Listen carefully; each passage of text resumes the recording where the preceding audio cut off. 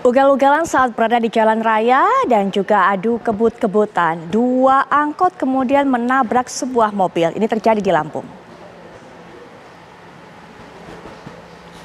Beginilah pemirsa, detik-detik saat dua mobil angkutan kota jurusan Raja Basa, Tanjung Karang dan angkot jurusan Sukarame, Tanjung Karang ini terbalik setelah menghantam mobil Toyota Fortuner yang terparkir di pinggir jalan Raden Intan, Tanjung Karang Pusat pada Minggu petang. Warga di sekitar lokasi kejadian langsung berupaya menolong dan mengevakuasi dua orang penumpang angkot yang terluka dan terjepit di dalam angkot yang terguling. Kedua penumpang angkot yang berhasil diselamatkan kemudian dilarikan ke rumah sakit terdekat untuk mendapatkan pertolongan medis. Menurut keterangan saksi mata, sebelum kejadian, kedua mobil angkot terlihat dari kejauhan terlibat aksi kebut-kebutan.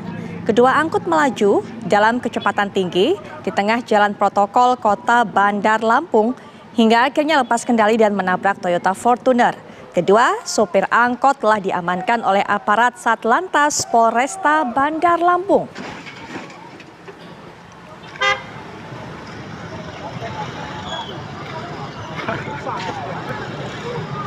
Hancur mobil.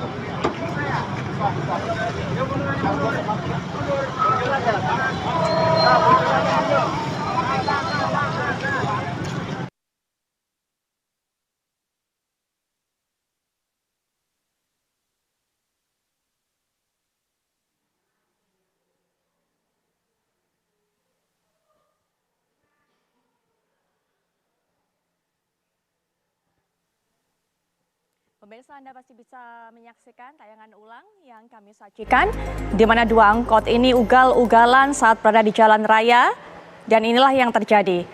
Angkot tersebut terguling.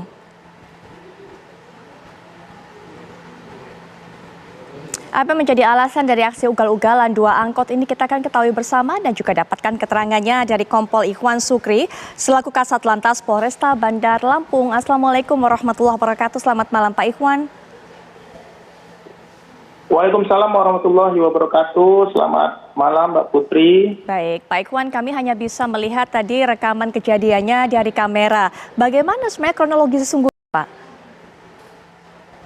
Jadi kronologi sesungguhnya itu tepatnya kejadian di hari Minggu tanggal 23 Juli pukul 16.27. Di mana tempat kejadian perkara itu di Jalan Raden Intan.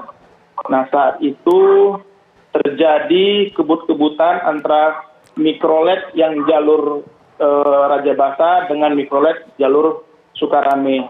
Di mana pada saat ugal-ugalan itu supir yang inisial RDP mengendarai kendaraan dengan berpengaruh dengan alkohol, minuman alkohol, sehingga mereka kebut-kebutan.